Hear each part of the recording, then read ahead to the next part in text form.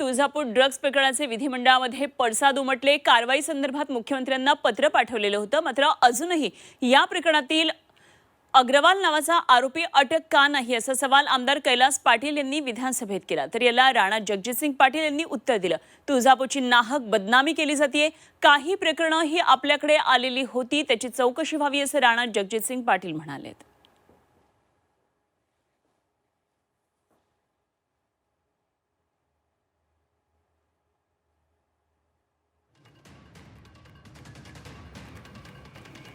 तर तुळजापूर प्रकरण चांगलंच विधिमंडळामध्ये गाजलं। तुळजापूर ड्रग्ज प्रकरणाचे विधिमंडळामध्ये हे पडसाद उमटले। कारवाई संदर्भात मुख्यमंत्र्यांना पत्र पाठवलेलं होतं, मात्र अजूनही या प्रकरणातील अग्रवाल नावाचा आरोपी अटक का नाही असा सवाल आमदार कैलास पाटील यांनी विधानसभेमध्ये उपस्थित केला। तर याला राणा जगजितसिंग पाटील यांनी उत्तर दिलं।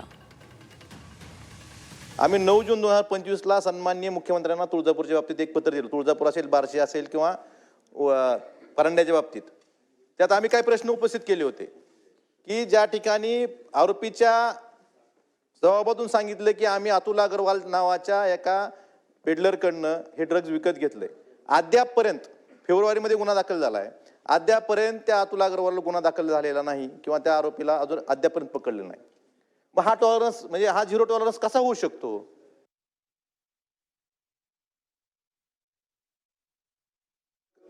एकत्रित येऊन षड्यंत्र रचून तुळजापूरची बदनामी करतायत। तुळजापूरमध्ये ड्रग्सच्या बाबतीमध्ये काही तक्रारी माझ्याकडे दिल्या होत्या, हा दुसरा मुद्दा। त्या अनुषंगाने माहिती घेऊन मी संबंधित जे SP आहेत त्यांना माहिती दिली होती आणि काही कारवाई झाली।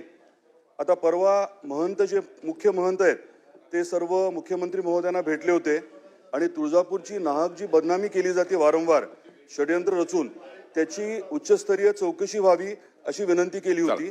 त्याच्यामध्ये जास्त म्हणावं तसं अजून काही कारवाई झालेली नाहीये। तर माझी विनंती आहे की उच्चस्तरीय समिती गठीत करावी आणि कार्यकाळ त्यांना ठरवून देऊन चौकशी व्हावी।